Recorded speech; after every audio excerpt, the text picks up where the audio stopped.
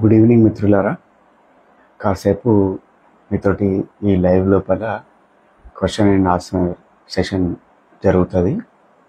మీరు కొంతమంది personal DMs లోపల అడిగిన ప్రశ్నలకు ఈ లైవ్ లోపల కొన్ని సమాధానాలు కూడా చెప్తా. నార్మల్ మీరు అడిగిన జనరల్ డౌట్స్ కూడా వాటికి కూడా ఎక్స్ప్లెయిన్ చేస్తా. మీరు ఏ ప్రశ్నలైనా అడగచ్చు. కాసేపు లైవ్లో ఉంటా కాబట్టి ఏం టెన్షన్ లేదు, ఓకేనా? సో మీరు ఏదైనా ప్రశ్నలు అడుగుతారా, లేకపోతే ఆల్రెడీ మీరు డిఎంలో అడిగిన క్వశ్చన్లకు సమాధానాలు చెప్పుకుంటే ఎలా అన్నమాట? సో కొంతమంది ఏం అడిగిండ్రు అంటే, ఫర్ ఎగ్జాంపుల్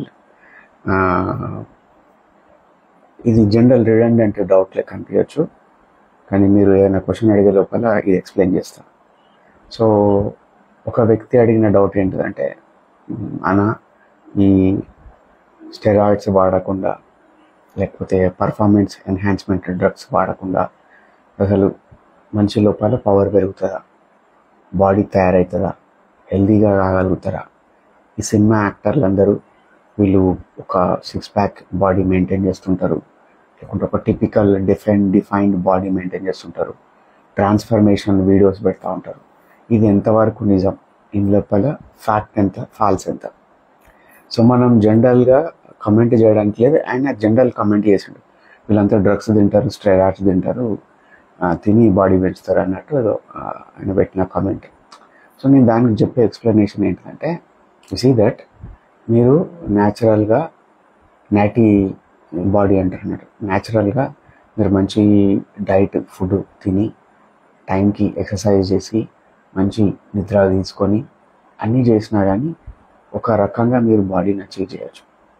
రెండోది ఏంటిదంటే, మీరు ఒక ప్రొఫెషనల్ బాడీ బిల్డర్ అయ్యండి, లేకుంటే మీరు ఒక యాక్టర్ అయ్యండి, మీకు ఫలానా ఫిజిక్ కావాలి, ఫలానా టైం పీరియడ్లో కావాలి అన్నప్పుడు పర్ఫార్మెన్స్ ఎన్హాన్స్మెంట్ డ్రగ్స్ వైపుకి పీపుల్ వెళ్తారు.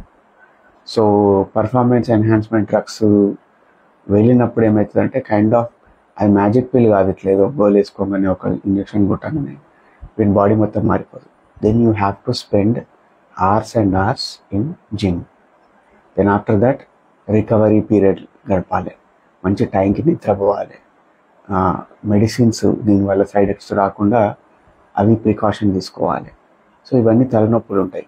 యాక్టర్స్ వాళ్ళు హైలీ పెయిడ్ ఇండివిజువల్స్, వాళ్ళ దగ్గర అంటే వాళ్ళు అఫోర్డ్ చేయగలుగుతారు ఒక మంచి డాక్టర్ని, మంచి ఆండ్రాలజిస్ట్ని, మంచి ఒక ఫిట్నెస్ కోచ్ని. ఇవి చేయగలుగుతారు కాబట్టి వాళ్ళు ఏం కథలు పడ్డా కానీ నడుస్తుంది.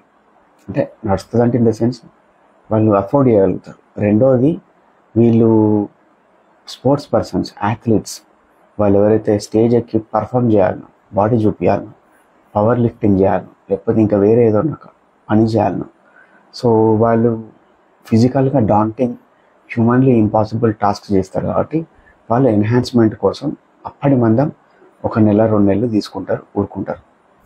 కానీ దీన్ని చూసి ఇది ఎందుకు నేను చెప్తున్నా అంటే, కొంతమంది పిల్లలు 16 సంవత్సరాలు, 17 సంవత్సరాలు, 18 సంవత్సరాలు, ముఖ్యంగా ఈ బెంగళూరులో ఉండే తెలుగు పిల్లలు, హైదరాబాద్లో ఉండే పిల్లలు, వీళ్ళు నాకు అడిగిన కొన్ని క్వశ్చన్లు దాంట్లో నాకు అర్థమైంది. నవీన్ కుమార్ ఆన్సర్ చేస్తా, ఏమన్నా ప్రశ్న అంతా కూడా అడుగు. సో వీళ్ళు ఈ 17-18 ఏళ్ళ పిల్లలు, మెంటల్గా మెచ్యూరిటీ లేని పిల్లలు, ఫిజికల్గా ఇంకా బాడీ తయారు కాని పిల్లలు, మగ పిల్లగాళ్ళది 25 సంవత్సరాలు వచ్చేదాకా వాళ్ళ బాడీ అనేది గ్రో అవుతుంటుంది. అంటే ఫిజికల్గా గ్రోత్ 17-18 ఆగిపోతుంది. సైకలాజికల్గా బ్రెయిన్ లోపల న్యూరల్ పాత్వేస్ ఎస్టాబ్లిష్ కావడం అనేది 24-25 ఇయర్స్ దాకా నడుస్తుంది. అది కాకముందే మీరు మీ బాడీ లోపల ఎటువంటి ఏదైనా ఒక సబ్స్టాన్స్, సమ్ ఫార్మాస్యూటికల్ ఇంటర్వెన్షన్ మీ హార్మోన్స్ని ఫ్లక్చువేట్ చేసి, ఇంబ్యాలెన్స్ చేసి, గడిబిడి చేసే ఏదన్నా మీ దాంట్లోకి పోనించుకున్నారనుకోండి, అందులోపల మీరు డ్రాస్టికల్ నెగిటివ్ చేంజెస్ చూడాల్సి వస్తుంది. సింపుల్గా చెప్పాలంటే గైనకోమాస్టియా అంటారు అన్నట్టు. అంటే గైనకోమాస్టియా అంటే ఏంటిది? లేడీస్కి ఉన్నట్టు బూబ్స్ మగవాళ్ళ చెస్ట్ ఫ్లాట్ చెస్ట్కి వెళ్ళి ప్రొనౌండ్ ఒక థిక్ బలమైన మసిల్ ఫైబర్ ఉన్న చెస్ట్ నుండి లూజ్ మోర్ ఫ్యాట్ బేస్డ్, ఒక రకంగా హార్మోనల్ ఫ్లక్చువేషన్ చేయబట్టి సిమిలర్ టు ఫీమేల్ బ్రెస్ట్ లెక్క అయిపోతుంది. సో అది ఒక దారుణమైన సిచ్యువేషన్. ఎంత ఎంబారసింగ్ ఉంటుంది. వాడు బాడీ పెంచుదాం, ఏదో చేద్దాం, ఫీమేల్ అట్రాక్షన్ కోసం, లేకుంటే ఇన్స్టాగ్రామ్ లోపల, ఫేస్బుక్ ఇవాళ రేపు ఎవరు వాడుతున్నారో నాకు తెలియదు. చాలా తక్కువ మందే వాడతారని నా యొక్క ఫీలింగ్. మ్యాక్సిమం ఇవాళ రేపు అందరు వాడేది Instagram, Twitter, some other mediums వాడుతున్నారు. ఫేస్బుక్ ఈజ్ అవుట్డేటెడ్, అయిపోయింది, గయాగడ్డం అయిపోయింది. ఇందులోపల ఫీమేల్ అటెన్షన్ కోసం, ఫ్రెండ్స్ అప్రూవల్ కోసం, వాళ్ళ మధ్యన స్టాండ్ అవుట్గా నిలబడడం కోసం వీళ్ళు ఈ పర్ఫార్మెన్స్ ఎన్హాన్స్మెంట్ డ్రగ్స్ 16-17 ఇయర్స్కే వాడుతున్నారు. వాడడం వల్ల కిడ్నీలు దెబ్బతింటాయి. రెండవది గైనోకమెస్టీ అని చెప్పిన చూసినరా, ఇది వస్తుంది, అన్అట్రాక్టివ్గా అయిపోతారు మొగలు. మూడోది టెస్టికల్ ష్రింకేజ్ జరుగుతుంది. అంటే టెస్టికల్స్ మెయిన్ మగవాళ్ళు ప్రిడామినెంట్గా వాడి ఎసెన్స్ని కాపాడేది టెస్ట్ లోపల టెస్టోస్టిరాన్ అనేది ఎక్కువ తక్కువ బూస్ట్ అవుతూ ఉంటుంది, జనరేట్ అవుతూ ఉంటుంది. ఇవి ష్రింక్ అయిపోతాయి. అర్థమవుతుందా? అంటే కైండ్ ఆఫ్ ఫ్యూచర్ లోపల you will never going to have a chance to bear a child. పిల్లలు పుట్టించుకునే అవకాశం కూడా పడిపోతుంది. అంటే చిన్న చిన్న ఫోటోలు, లైక్ల కోసం, కమెంట్ల కోసం, ఫీమేల్ అటెన్షన్ కోసం ప్రమాదకరమైన వీటికి పోకండి అని చెప్తున్నాను. ఓకే, ఇది వ్యక్తి అడిగిన దానికి నేను చెప్పిన అదేంటంటే, వాళ్ళు అథ్లీట్స్, వాళ్ళు పర్ఫార్మర్స్, స్టేజ్ ఎక్కి చేయాలి కాబట్టి వాళ్ళు చేసుకుంటారు. వాళ్ళు దాన్ని అఫోర్డ్ చేయగలుగుతారు. దానికి మన సైడ్ ఎఫెక్ట్స్ వస్తే ప్రికాషన్ తీసుకోగలుగుతారు. ఇవన్నీ ఫుల్లీ ఇన్ఫార్మ్డ్ పర్సన్గా తీసుకునే డిసిజన్స్.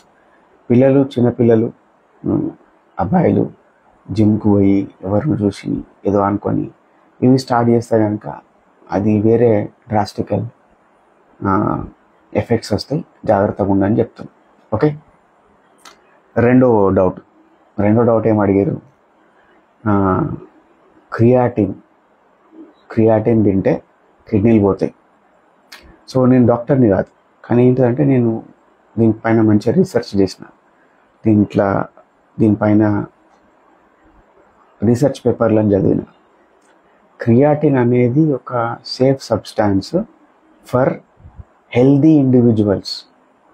ఎవరి కిడ్నీలు అయితే మంచిగా పనిచేస్తున్నాయో, ఎవరి బాడీ అయితే ఫుల్లీ ఫంక్షనింగ్ స్టేజ్లో ఉన్నదో, ఎవరికి వేరే ఇతర జబ్బులు లేవు, అంటే మీకు హైపర్ టెన్షన్ లేదు, బీపీ లేదు, మీకు షుగర్ లేదు, మీకు థైరాయిడ్ ఇష్యూస్ లేవు, మీకు కిడ్నీల స్టోన్స్ అనే ఒక సమస్య లేదు, కంటిన్యూస్ కొంతమందికి ఫామ్ అవుతుంటాయి, సో అది లేదు, మీకు జెనెటికల్ డిస్ఫార్మిటీస్ లేవు బాడీ లోపల, అప్పుడు if you are taking creatine ఆటోమేటిక్గా మీ బాడీ లోపల, మీ మసిల్స్ లోపల అది ఏటీపీ లెవెల్స్ని పెంచుతుంది. ఏటీపీ అంటే మనం ఏ పని చేయాలన్నా కానీ, మన మసిల్స్ పని చేయాలన్నప్పుడు దాంట్లోపల శక్తి ఉత్పత్తి కావాలి. ఏటీపీ ప్రాసెస్ని శక్తి ఉత్పత్తి చేసే ప్రాసెస్ అన్నట్టు. క్రియాటిన్ అనేది దాన్ని బూస్ట్ చేస్తుంది. ఓకే, క్రియాటిన్ మోనోహైడ్రేట్స్ అంటారు, రకరకాల కాంబినేషన్స్ లోపల ఇది దొరుకుతూ ఉంటుంది క్రియాటిన్స్ అనేవి. సో ఇది యూజ్ చేసినప్పుడు ఏమవుతుందంటే, మన బాడీ లోపల, మన మసిల్స్ లోపల మనం తాగే వాటర్ అనేది, మనం తీసుకునే మన ఫ్లూయిడ్స్ అనేటివి మసిల్ ఫైబర్స్ లోపలికి వెళ్ళి ఆ వాటర్ రిటెన్షన్ అనేది మసిల్స్లో జరుగుతుంది. జరిగినప్పుడు ఏమవుతుందంటే ప్రామినెంట్గా మసిల్ అనేది కనిపిస్తుంది. సో ఇది ఒక రకంగా, ఇది ఎవరు యూజ్ చేస్తారు జనరల్గా అంటే, స్పోర్ట్స్ పర్సన్స్, స్ప్రింటింగ్ చేసేవాళ్ళు, రన్నింగ్ చేసేవాళ్ళు, కొంతమంది ఇక్కడ గవర్నమెంట్ జాబ్స్ కొట్టాలని ఆర్మీకి ట్రై చేసేవాళ్ళు, మిలిటరీకి ట్రై చేసేవాళ్ళు, పోలీస్ దాంట్లోకి పోయేటోళ్ళు, వాళ్ళకు సడన్ కొంచెం ఎనర్జీ లెవెల్స్ నార్మల్ పర్సన్స్ కన్నా ఎక్కువ కావాలి. ఎంత తిన్నా కానీ, ఏం చేసినా కానీ ఆ ఎనర్జీ ఒక సడన్గా ప్లమెట్ అయిపోతూ ఉంటుంది. సో సస్టెనెన్స్ ఆఫ్ ఎనర్జీ కోసం ఈ క్రియాటిన్ వాడుతూ ఉంటారు. కొంతమంది జిమ్కి వెళ్ళే వ్యక్తులు, వాళ్ళు ఎక్కువ వెయిట్స్ లిఫ్ట్ చేయడానికి, ఆ బాడీ లోపల ప్రాపర్ షేప్ రావడానికి అది వాడతారు. ఇంకొంతమంది జనరల్గా ఈవెన్ మన రెగ్యులర్ హెక్టిక్ వర్క్ చేసేవాళ్ళు, కోల్ మైనర్స్, వాళ్ళు ఫైర్ ఫైటర్స్, మన అగ్నిమాపక దళాల పనిచేసేవాళ్ళు, ముఖ్యంగా ముంబై బేస్డ్గా ఎప్పుడు అక్కడ బాగా హెవీ హెక్టిక్ రపరపాలు ఉంటాయి. వాళ్ళతోటి మాట్లాడుతున్నప్పుడు నాకు అర్థమైన విషయం అంటే, మేము కూడా అది తీసుకుంటున్నాం సార్ అని చెప్పారు. ఓకే ఓకే, ఇది కూడా నడుస్తుందా? అది అర్థమైంది, అందరితోటి మాట్లాడుతుంటాం కదా, సో వాళ్ళు వాడుతున్నారు. So it's a kind of ఒక రకంగా సేఫ్ అని చెప్పచ్చు. ఫర్ సేఫ్ ఓన్లీ ఎవరికి? ఒక హెల్తీ ఇండివిజువల్కి. ఏదో హెల్త్ ఇష్యూస్ ఉండి వాళ్ళకి అది సెట్ కాదు. క్రియాటిన్ గురించిన ప్రశ్న. ఓకే, ఇంకో వ్యక్తి అడిగిన క్వశ్చన్ ఏంటిదంటే, డివోర్సీ అమ్మాయిని పెళ్ళి చేసుకుంటే ఏమన్నా ప్రాబ్లమ్స్ వస్తాయా? అంతేందుకు డివోర్సీ అమ్మాయి ఎందుకు, డివోర్సీ అబ్బాయిలు కూడా ఉంటారు కదా. సో ఎవరైనా కానీ వాళ్ళ లైఫ్ లోపల ఏదైనా ఒక స్టెప్ వేసినప్పుడు వేవ్ లెంత్, ఫ్రీక్వెన్సీ మ్యాచ్ కాకనో, అభిప్రాయ భేదాలు ఉండో, లేకపోతే సర్టెన్ టైం తర్వాత వీళ్ళు పర్సన్ మారిపోతారు. ఉన్న పర్సన్ ఉన్నట్టు ఉండడు కదా. ఒక సింపుల్ ఎగ్జాంపుల్ చెప్పాలంటే, మీరు ఒక ఫోన్ తీసుకున్నారు, వైఫైకి కనెక్ట్ చేశారు, ఇంటర్నెట్కి కనెక్ట్ చేశారు, అది కాన్స్టాంట్గా ఎప్పుడు అప్డేట్ అవుతూ ఉంటుంది. అట్లనే మనుషులు కూడా అప్డేట్ అవుతూ ఉంటారు. అప్డేట్ అయినప్పుడు మీరు ఒక సంవత్సరం క్రితం చూసిన పర్సన్ ఈ సంవత్సరం దాటినాక అదే పర్సన్గా ఉండడు. ఐదర్ మెచ్యూర్ అవుతాడు, ఐదర్ ఇన్ఫార్మ్డ్ అవుతాడు, లేకపోతే ప్రిజుడిసెస్ తోటి నిండిపోతాడు, స్టీరియోటిపికల్ పర్సన్ అవుతాడు. ఏదో కొద్దిగా మార్పు వస్తుంది. మార్పు వచ్చినప్పుడు ఆటోమేటిక్గా అరే వీడు మారిపోయిందని ఈ ఆడవాళ్ళు, ఈమె మనం అనుకున్నట్టు ఉంటలేదని మగవాళ్ళు డివోర్స్ సైడ్కి వెళ్తున్నారు. సో వెళ్ళినప్పుడు రకరకాల ఎక్స్పెక్టేషన్స్ తోటి సెకండ్ టైం చూసేటప్పుడు అబ్బా పర్ఫెక్ట్, ఫస్ట్ టైం జరిగిన తప్పు జరగద్దని బాగా పెక్యులర్గా ఆచితూచి అడుగు వేస్తుంటారు. అట్లా చేసేటప్పుడు మీకు సూట్ అవుతారా కాదా అని ఎట్లా తెలుస్తుంది? మీరు కొంతకాలం ఆ పర్సన్ తోటి మాట్లాడండి, ఎక్స్ప్లోర్ కావండి, ఎక్కువ టైం స్పెండ్ చేయండి.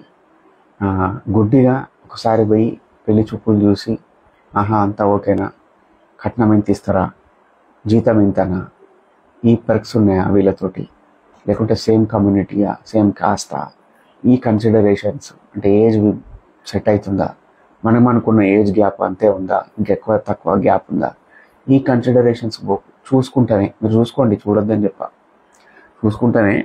కానీ ఏంటిదంటే, talk to these people for couple of times, you would get some clarity whether to go for marriage with that person or not. Okay, so ఇతను అడిగిన ప్రశ్న ఏంటిదంటే, ఫీమేల్ ఇతను ఎప్పుడు చేసుకోలేదు మ్యారేజ్, ఒక అమ్మాయి డివోర్సీ క్యాండిడేట్ వీళ్ళ కమ్యూనిటీ నుండి మ్యాచ్ కోసం అడిగింది అన్నట్టు. చుట్టాలు అవుతారో మరి ఎక్కడవుతారో ఈ అబ్బాయి అడిగిన క్వశ్చన్. ఆయన ఏం చెప్తుందంటే, చుట్టాలనో లేకపోతే డబ్బులు వస్తాయనో లేకపోతే బాగా అట్రాక్టివ్ ఉందనో ఇవన్నీ కన్సిడరేషన్స్ చూసుకుంటేనే talk to her for many hours అని చెప్తా. అభిప్రాయాలు తెలుసుకోండి, మాట్లాడండి. ఎంత కవర్ చేసినా కానీ ఏదో ఒక టైం లోపల వాళ్ళ ఒరిజినాలిటీ అనేది బయటికి వస్తుంది. సో ప్రతి ఒక్కటి కూడా పిన్ పాయింట్ చేసి గుచ్చి చూడకండి. రా ఏజెంట్ లెక్క, ఐబీ, సిబిసిఐడి లెక్క కాకుండా కొన్ని ఇగ్నోర్ చేయొచ్చు, కొన్ని పట్టించుకోవచ్చు. సో ఏది ఇగ్నోర్ చేయాలి, ఏది పట్టించుకోవాలని మీకు మీరే డిసైడ్ కాండి. ఇది నేను చెప్పే ఒక సమాధానం ఆ పిల్లగాడికి. గోఫర్ డివోర్స్ అయితే అన్నంత మాత్రాన మనుషులు ఏమన్నా టిష్యూ పేపర్లా అండి? మగవాళ్ళైనా ఆడవాళ్ళైనా ఎవరైనా కానీ ఎవరికైనా లైఫ్ తర్వాత బ్రతికే అవకాశం ఉంది, ఇంకో చాయిసెస్ తీసుకునే అవకాశం ఉంది, తీసుకోండి, పర్లేదు, నథింగ్ రాంగ్. కానీ నేనేం చెప్తా అంటే, ఒకవేళ వాళ్ళకు పిల్లలు ఉన్నారనుకోండి, దెన్ ఒక్కసారి ఆలోచించండి. ఎందుకంటే మీకు అంత మ్యాగ్నానిమిటీ లేకపోతే, వేరే వాళ్ళ పిల్లల్ని మీరు మీ పిల్లలుగా చూడగలిగే గుణం లేకపోతే కనీసం పేషెన్స్ లేకపోతే, కనీసం వాళ్ళను మానవతా దృక్పథంతో చూసే గుణం లేకపోతే, దెన్ రెండోసారి ఆలోచించుకోండి అని చెప్తాను. ఎందుకంటే మీరు ఆల్రెడీ ఒక పర్సన్ తోటి అటాచ్ అయిపోయిన ఒక కిడ్ని మీరు వాళ్ళని పెళ్లి చేసుకొని వాళ్ళకు దూరం పెట్టడాలని చూడడము, వాళ్ళని తీసుకెళ్ళి ఎక్కడో హాస్టల్లో బారేయడము, లేకపోతే వాళ్ళని ఏదో పేరెంట్స్, వాళ్ళ గ్రాండ్ పేరెంట్స్ దగ్గర వదిలేయడము, ఎన్నో చేస్తూ ఉంటారు. ఇవన్నీ చూస్తున్నాను నేను. ఇదేదో పల్లెటూరు వ్యవహారం కాదు. యుఎస్లో చూస్తున్నా, మన హైదరాబాద్ వాళ్ళ దగ్గర చూస్తున్నా, ఈ ఆంధ్ర సైడ్ చూస్తున్నా, అన్ని చోట్ల చూస్తున్నా. సో ఇది ఒక బ్యాడ్ థింగ్ అండి. మీకు until unless you are ready to accept somebody with their kid and take the ownership of the child or take the responsibility of the child, మీరు చేయలేకపోతే డోంట్ టేక్ దట్ స్టెప్. ఎందుకు తీసుకుంటారు? తీసుకొని ఎందుకు ఒక person లైఫ్ని స్క్రూ చేస్తారు? Plus ఒక పిల్లవాడి లేకుంటే ఒక చిన్న పాప లైఫ్ ఎందుకు స్క్రూ చేస్తారు? చేయకండి అని చెప్తా. ఓకేనా? ఏమైనా ప్రశ్నలు ఉంటే అడగండి. ఇంకో క్వశ్చన్ ఉంది, డిఎంలో అడిగిన క్వశ్చన్. ఏం అడిగిందంటే, ఇవాళ రేపు డివోర్స్ రేటు బాగా పెరిగిపోయింది. ఇతను యుఎస్ నుండి అడిగిండు అన్నట్టు. ప్రీనప్ అగ్రిమెంట్స్ అనేటివి యుఎస్ లోపల లీగల్. ప్రీనప్ అగ్రిమెంట్ అంటే ఏంటంటే, పెళ్ళికి ముందు నా సంపాదన నాకు సంవత్సరానికి 10 లక్షలు వస్తుంది, నీకు 9 లక్షలు వస్తుంది, నాకు ఆస్తి పలానా ఫ్లాట్ ఉంది, పలానా కారు ఉంది, పలానా వస్తువులు ఉన్నాయి, పలానా బంగారం నా దగ్గర ఉంది, పలానా ఇది ఉంది అది ఉందని ప్రతి ఒక్కటి లెక్క కట్టి ఒక డాక్యుమెంట్ మీద పొందుపరచడం అన్నట్టు.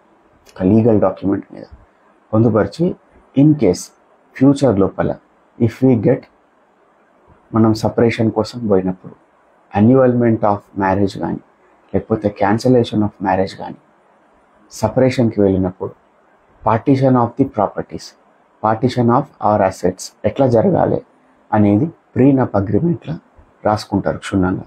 అందులోపల ఇంకేం రాసుకుంటారంటే, పిల్లలు పుడితే కనుక పిల్లల రెస్పాన్సిబిలిటీ ఎట్లా తీసుకోవాలి, ఒకవేళ వాళ్ళను సడన్గా ఎవరైనా ఒక పార్ట్నర్ డెత్ జరిగింది, ఎవరన్నా పార్ట్నర్ జరిగితే రెస్పాన్సిబిలిటీ ఓనర్స్ ఎవరి మీదకి వస్తుంది, ఎవరు మనీ మనకు పిల్లల్ని చూసుకోవడానికి ఇస్తారు, ఎవరి తరపున నుండి వస్తుంది, లేకపోతే మనం ఎవరికి ఇన్ఛార్జ్ చేయొచ్చు.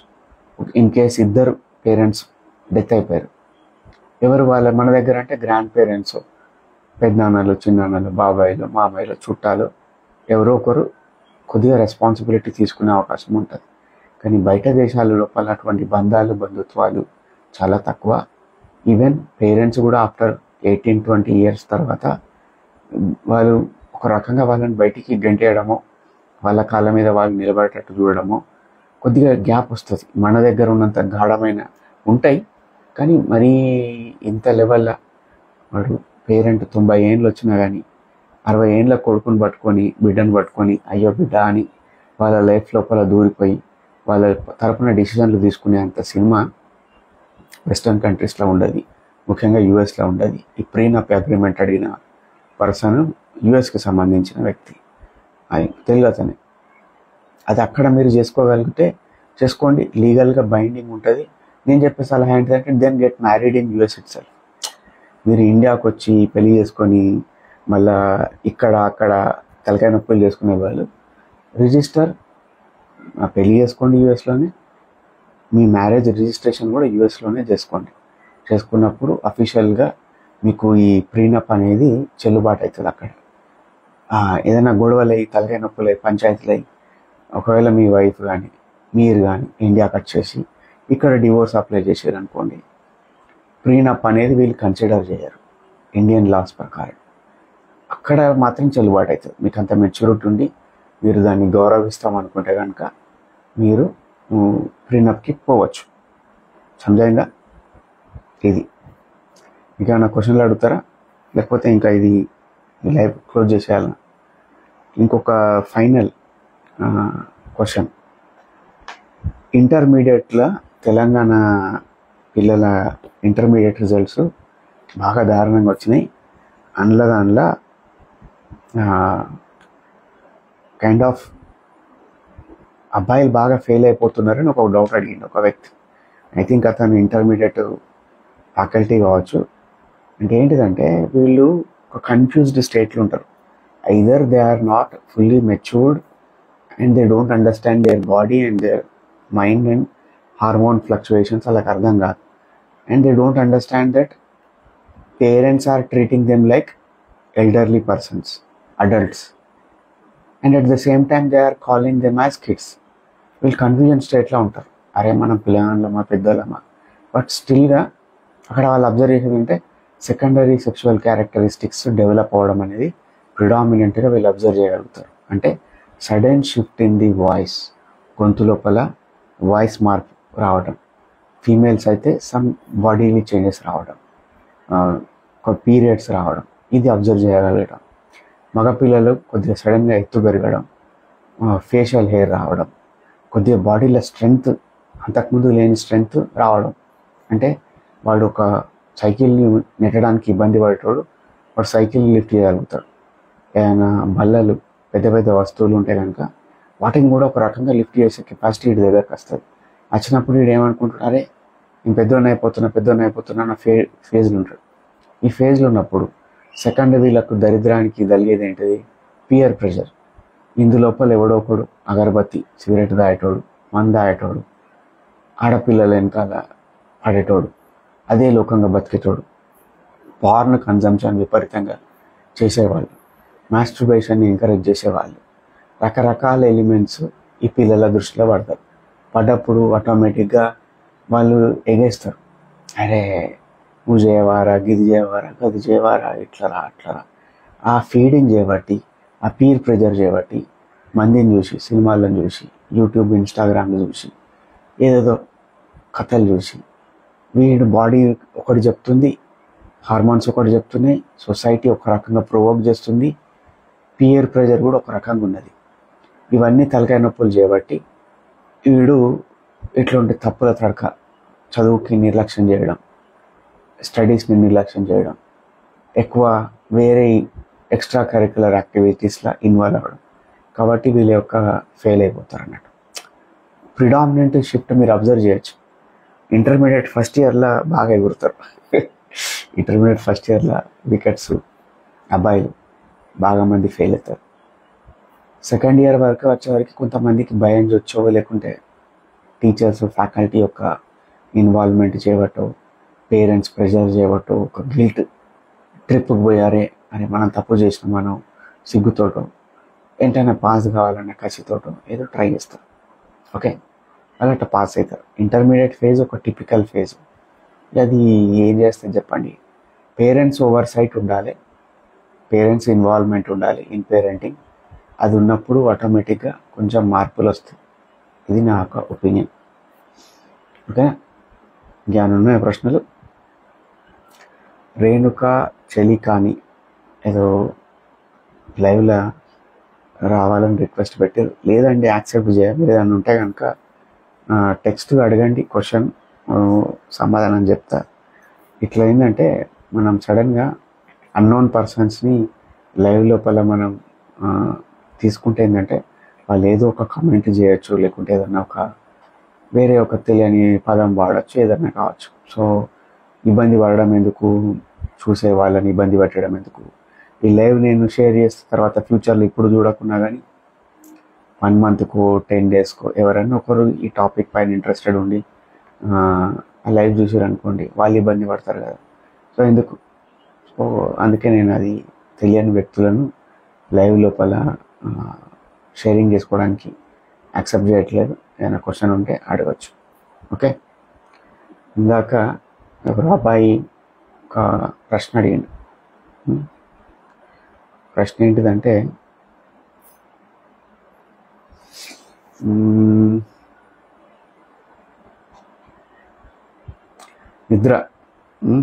నిద్ర రావాలంటే ఎట్లా. ఫస్ట్ ఆఫ్ ఆల్ ఏంటిదంటే కొన్ని సింపుల్ టిప్స్ చెప్తా. మెడిసినల్ టిప్స్ అనుకోకండి, ఇవి మెడికల్ ఫీల్డ్ నుంచి వస్తున్నాయి అనుకోకండి. General tips, psychological point of వ్యూలో చెప్పే టిప్స్. ఓకే, ఒకటి నేను చెప్పే టిప్ ఏంటిదంటే, మీరు ఆఫ్టర్నూన్ లోపల తీసుకునే పవర్ నాప్స్ ఏవైతే ఉంటాయో, లేకుంటే ఆఫ్టర్నూన్ లోపల పడుకునే అలవాటు ఏదైతే ఉంటుందో దాన్ని కొద్దిగా తగ్గించుకోవాలి. ఒకటి నేను చెప్పే టిప్. రెండోది, మీకు కాఫీ తాగే అలవాటు ఉంటే కనుక ఆ కాఫీ ఇంటేక్ని కాస్త లిమిట్ చేయాలి. కాఫీ అనేది మనల్ని మెలకువగా ఉంచుతుంది. కాఫీ అనేది మన అమిగ్డలాని స్టిమ్యులేట్ చేస్తుంది. మన అమిగ్డలా అనేది ఎప్పుడు కూడా ఫైట్ అండ్ ఫ్లైట్ మోడ్లో ఉండడానికి, మన బాడీని, మన సోల్ని కాపాడడానికి ఉంటుంది. కాబట్టి అది ఎప్పుడెప్పుడు స్టిమ్యులేట్ ఉండదు. అమిగ్డాలా స్టిమ్యులేట్ ఉంటుందంటే మనం ఎప్పుడు కూడా ఏదో ఒక థ్రెట్ని పర్సీవ్ చేస్తుంటాం, ఏది కనబడని అన్నీ మనకు కనిపిస్తూ ఉంటాయి అన్నట్టు. సో కాఫీ ఇంటేక్ తక్కువ చేయండి అని చెప్తారు. తాగండి పర్లేదు, కానీ ఏంటిదంటే ఈవినింగ్ 7-6 తర్వాత కాఫీ కన్జ్యూమ్ చేయకండి. కాఫీ అంటే మనం అనుకుంటారు పాలలో కలుపుకొని తాగే కాఫీ అనుకుంటారు. లేదు, మీరు తీసుకునే కూల్ డ్రింక్స్, థమ్స్అప్ కానీ, పెప్సీ కానీ, ఇది కానీ, అది కానీ, ఏదైనా కానీ అందులోపల కెఫెన్ మోతాదు ఉంటుంది.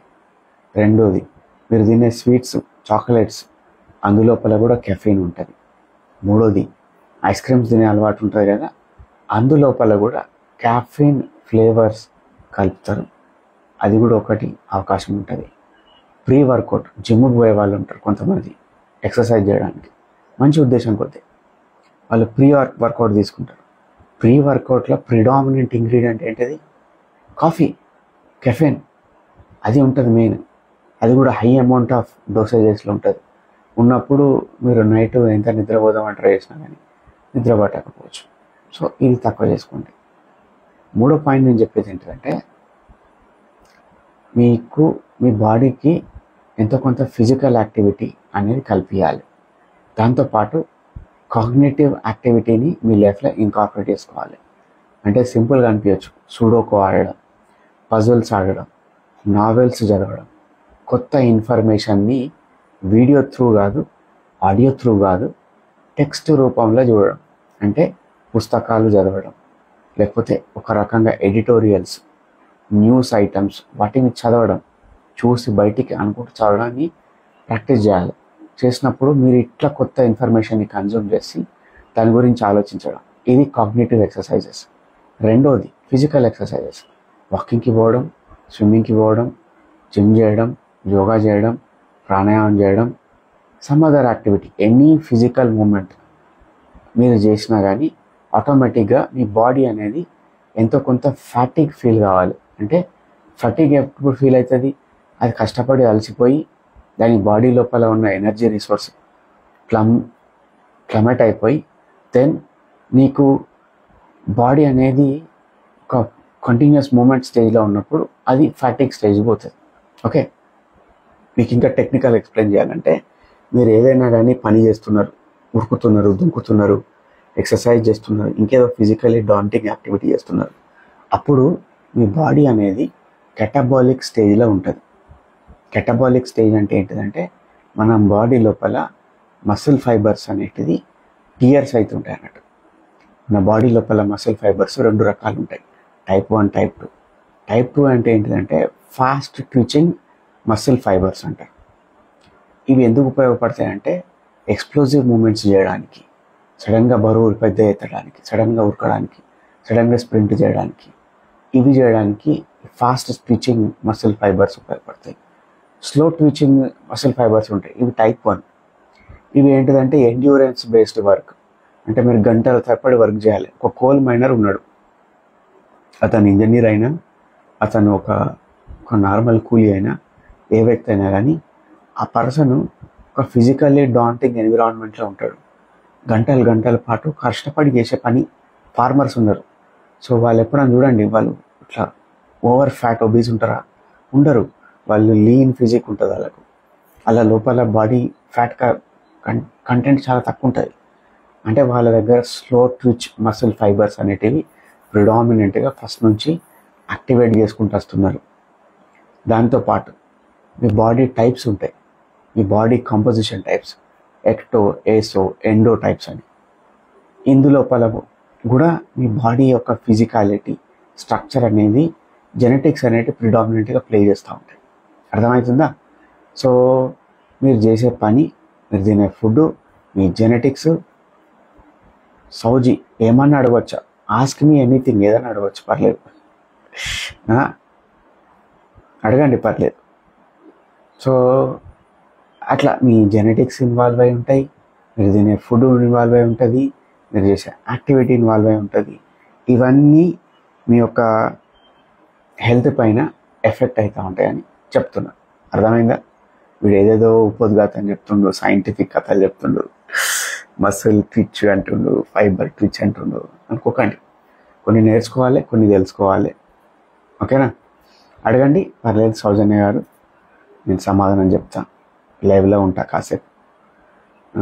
నాకు ఇంకో కాసేపు అయితే వేరే క్లయింట్ ఉన్నాడు కాబట్టి ఫ్రీనే ఉన్నా. ఇంకో అరగంట దాకా ఫ్రీనే ఉంటా. మీరు ఏమైనా అడిగితే కనుక సమాధానాలు చెప్తా, లేకపోతే లైవ్లో నుండి ఎగ్జిట్ అయిపోతా. ఓకే, ఇంకేమైనా టాపిక్ చెప్పాలా మీకు అంత లోపల ఖాళీగా కూర్చునే బదులు?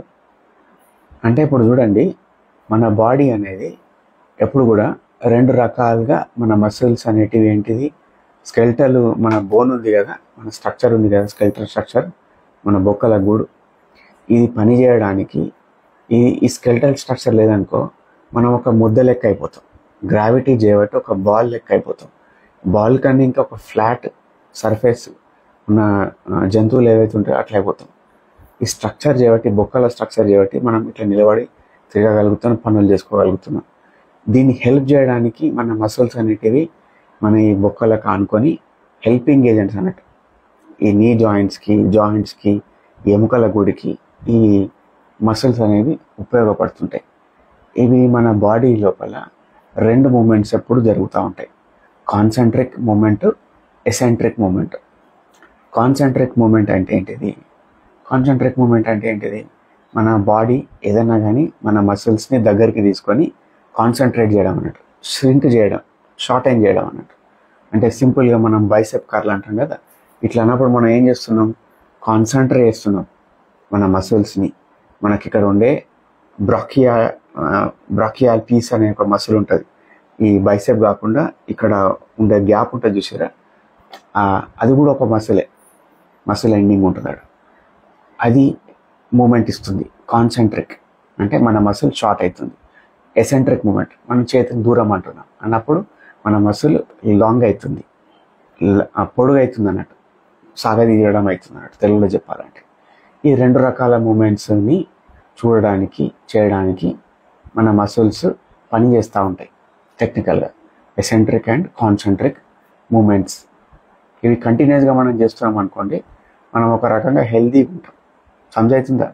వర్కౌట్ చేయడం, యోగా చేయడం, లేకుంటే వాకింగ్ చేయడం, కూర్చోవడం, నిలవడం, ఇవన్నిట్లో కూడా మన మసిల్స్ ఇన్వాల్వ్ అవుతున్నాయి, ఫిజికల్ యాక్టివిటీ అవుతుంది.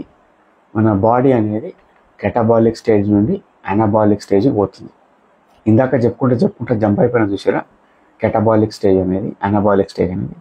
మీరు ఏ పని చేసినా కానీ మన బాడీ కొద్దిగా ఎంతో కొంత ఎగ్జాస్ట్ అవుతుంది, మసిల్ టియర్ అవుతుంది. అది ఎది ఇప్పుడు రికవర్ అవుతుంది, ఎక్సర్సైజ్ చేసినప్పుడు, పనులు ఎత్తున్నప్పుడు కాదు. మనం మంచి డైట్ తీసుకొని స్ట్రెస్ ఫ్రీగా ఉండి మంచి నిద్రపోయినప్పుడు, మంచి ఫుడ్ తినప్పుడు, మంచి ఫ్యామిలీ అట్మాస్ఫియర్, మంచి రిలేషన్షిప్స్ మధ్య ఉన్నప్పుడు మన బాడీ అనేది అనాబాలిక్ స్టేజ్కి పోతుంది, పోయి రికవర్ అవుతుంది. హైపర్ట్రోఫీ అనే పదం వింటూ ఉంటారు చూసారా. హైపర్ట్రోఫీ అంటే ఏంటిది? మన మసిల్ గ్రోత్ కావడం. ఇది ఎప్పుడు జరుగుతుంది? ఎక్సర్సైజ్ చేసేటప్పుడు కాదు, మీరు ఉరికేటప్పుడు దుంకేటప్పుడు కాదు, మీరు నిద్రపోతున్నారు అప్పుడు ఇది జరుగుతుంది. సమయంగా ఎవరో వచ్చి అడిగింది ఏదో క్వశ్చన్, శ్రీమాన్ స్త్రీ అట, sir why my body shivering without any reason అంటే ఎక్స్ప్లెయిన్ చేయండి, ఏ టైంలో షివర్ అవుతుంది అంటే ఏదైనా పని చేసినప్పుడు అవుతుందా, పడుకొని లేచినప్పుడు, సడన్గా నిద్రలు ఉన్నప్పుడు ఇట్లా అవుతుందా, లేకపోతే కొన్నిసార్లు మనం పడుకొని కళ్ళు మూసుకొని నిద్రలకు జారుకుంటున్నప్పుడు, లేస్తున్నప్పుడు సడన్గా బాడీ ఇట్లా జలకిచ్చినప్పుడు, జట్కిచ్చినట్టు లేవడం జరుగుతుంది, అట్లా అవుతుందా, ఎట్లా అవుతుంది అది షివరింగ్ అంటే? అది ఎక్స్ప్లెయిన్ చేయండి. కొంతమంది నిద్రలో ఉండి ఇట్లా ఉలిక్కి పడుతుంటారు. ఆ ఉలిక్కి పాటు ఫస్ట్ ఆఫ్ ఆల్ మీకు న్యూరలాజికల్ ఏ డిసార్డర్ లేకుండా అట్లా అవుతుంది అనుకోండి. సింప్లీ అది ఏం చేస్తుందంటే, మన బాడీ మన ఎవల్యూషన్ లోపల భాగంగా కొన్నిసార్లు మన నిద్ర నుండి, మనం నార్మల్ స్టేజ్ నుండి నిద్రలోకి జారుకోవడం after coming from office to home.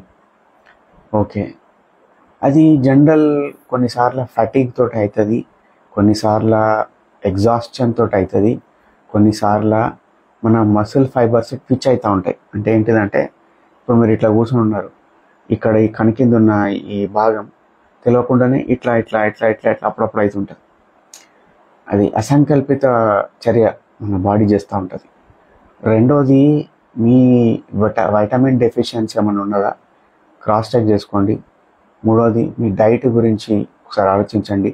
మీరు చేసే పనికి, మీరు పడుతున్న స్ట్రెస్కి మీ డైట్ అసలు సపోర్ట్ చేస్తుందా అది ఆలోచించుకోండి. నాలుగోది ఏంటిదంటే, ఒకసారి ఒక ఎండి డాక్టర్ని కన్సల్ట్ బ్లడ్ వర్క్ చేయించుకోండి. చాలామంది మన వాళ్ళు ఏం చేస్తారంటే గృహ చిట్కాలు ఏమొచ్చినా కానీ పారాసిటమాల్ వేసుకోవడం, లేకపోతే ఏ నడుస్తుంది అని జన్మం రాసుకోవడం, పండుకోవడం, ఇది చేస్తారు. మనమే చిట్కాలు చేసుకోవద్దు ఎప్పుడు కూడా. ఎప్పుడు we should respect the doctors profession.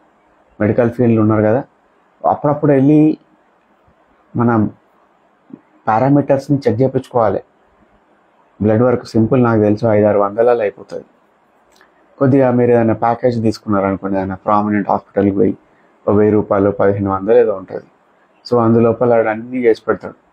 అంటే ఏంటిది, మన ఈసీజీ చూడడం, 2D ఎకో చూడడం, బ్లడ్ వర్క్ చూడడం, హార్మోనల్ లెవెల్స్ ఎట్లున్నాయి అవి చూడడం, లివర్ ఫంక్షనింగ్ ఎట్లుందో చూడడం, అందులో ఏమైనా అబ్నార్మాలిటీస్ ఉన్నాయా, people will find out and they will give you an answer. సమజవుతుందా? సో మీరు దేనివల్ల అవుతుంది మీరు ఒకసారి గెస్ చేసుకోండి. ఫస్ట్ ఆఫ్ ఆల్ ఒక డాక్టర్ని కన్సల్ట్ అయ్యి బ్లడ్ వర్క్ చేయించుకొని అందులో ఏది ప్రాబ్లం లేదన్నప్పుడు then think about your stress levels, diet, మీ ఫిజికల్ యాక్టివిటీ ఎంత ఉన్నది, or any other factors contributing to that muscle ఇట్లా షివర్ కావడానికి. కొన్ని neurological degenerative diseases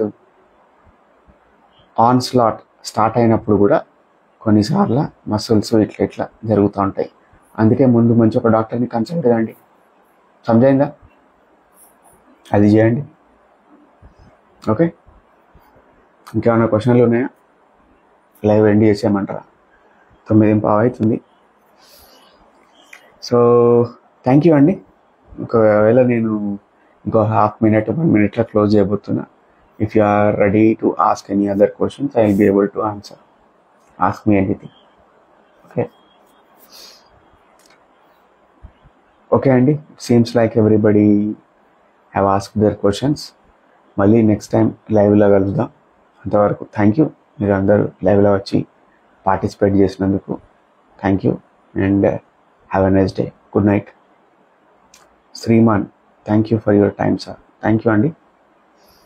Shivasai, hi అన్న, మా ఆఫీస్లో నేను సీనియర్ మేనేజ్మెంట్తో మాట్లాడేటప్పుడు కొంచెం హెజిటేట్ అవుతున్నా. I'm unable to speak spontaneously. Shivasai. Naveen Kumar, sir please answer my question. ఏం అడిగిన నవీన్ కుమార్, నాకు రియలైజ్ కాలేదు, మళ్ళీ అడుగు. శివసాయి క్వశ్చన్ ఏంటిదంటే, మీరు ఒకటి నిజమండి, స్పీకింగ్ అనేది ఒక ఆర్ట్, స్పీకింగ్ అనేది ఒక ఎక్సర్సైజ్. మీరు దాన్ని ట్రైన్ చేయాలి. అంటే ఏంటిదంటే, మీరు సైకలాజికల్గా మీరు ఆ పర్సన్ దగ్గరికి వెళ్ళి అడగబోయే ముందు 1కి 10 సార్లు మీ మైండ్ లోపల ఆ క్వశ్చన్ని, ఆ యొక్క కాన్వర్సేషన్ని మీరు రీరన్ చేయాలి, ప్రెడిక్ట్ చేయాలి, అంటే రోల్ ప్లే చేయాలి. అంటే ఏంటిది, దట్ మీరు ఈ పలానా బట్టలు వేసుకున్నారు, పలానా టక్ వేసుకున్నారు, పలానా బెల్ట్ పెట్టుకున్నారు, మీ టోన్ ఎట్లున్నది అని మీరు విజువలైజ్ చేయాలి.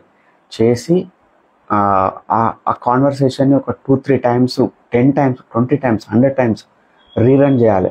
నేను పలానా వెళ్ళి ఇది అడుగుతా, అతని వాయిస్ ఇట్లుంటుంది, అతను ఇట్లా రెస్పాండ్ అవుతాడు, దాన్ని ఇట్లా కొట్టి పారేస్తాడు, లేకపోతే దాన్ని అప్రిషియేట్ చేస్తాడు, లేకపోతే దాన్ని పట్టించుకోడు. ఇవన్నీ scenarios, scenario 1, scenario 2, scenario 3, scenario 4, scenario 5. మీరే ఒక డైరెక్టర్ లెక్క ఇవన్నీ ఊహించుకొని మైండ్లో రన్ చేయాలి. అంతకన్నా ముందు ఇంటికి వచ్చినాక మీ యొక్క బేసిక్స్ ఉంటాయి కదా, మీరు చేసే వర్క్ లోపల బేసిక్స్, వాటిపైన థరోగా నాలెడ్జ్ పెంచుకోవాలి, ఒక ఫుల్ కాన్ఫిడెన్స్ ఇచ్చుకోవాలి. మన అబిలిటీస్ పైన మనకు డౌట్ ఉందనుకోండి, మనం కాన్స్టాంట్గా అవతల వాళ్ళ దగ్గరికి వెళ్ళి వ్యాలిడేషన్ సీక్ చేసే పర్సన్ అనుకోండి, నేను చేసేది కరెక్టా కాదా అని కలీగ్స్ నుంచి, మన సుపీరియర్స్ నుంచి తీసుకుంటున్నాం. ఆటోమేటిక్గా మనకు ఏంటిదంటే సెల్ఫ్ డౌట్ అనేది ఒకటి వచ్చేస్తుంది బాగా. నేను ఏదైనా మాట్లాడినా కానీ తప్పు అయితే కావచ్చు, ఫూల్ అయితే కావచ్చు, లేకపోతే ఇది అవుతుంది కావచ్చు, అది అవుతుంది కావచ్చు అని. సో మీరు ఏం చేయండి అంటే, ఫస్ట్ థింగ్ ఏంటంటే మీరు పర్ఫెక్షనిజానికి దూరం ఉండి, రెండోది ఒక తోపు క్యాండిడేట్ కావాలన్న ఫీలింగ్ పక్క పెట్టేయాలి.